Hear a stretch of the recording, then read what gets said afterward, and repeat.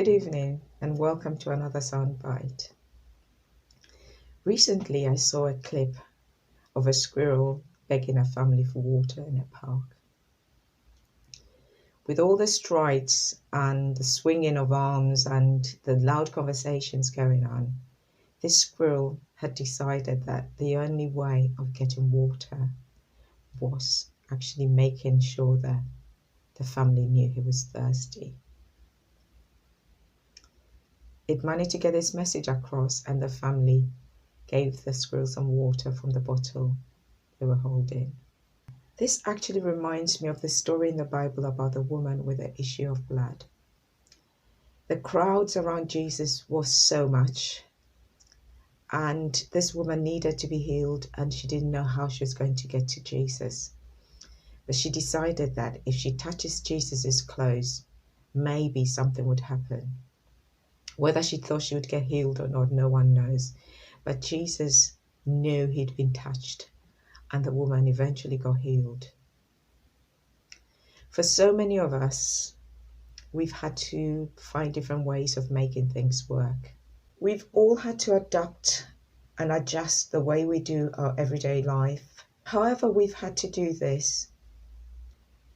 For some families, it's been really important to actually keep a routine going. Breakfast, lunch, supper at the same time, whilst everything else is changing around us, has been so important. For other families, having a mixture of the two, so one day waking up and having breakfast at 7 and another day waking up at 10 has been fine, because the changes around us have been so much that it's been okay to just chop and change and make things work that way without being stressed about the everyday life. It's not about letting go of the old way of doing things, but finding new ways to make things work.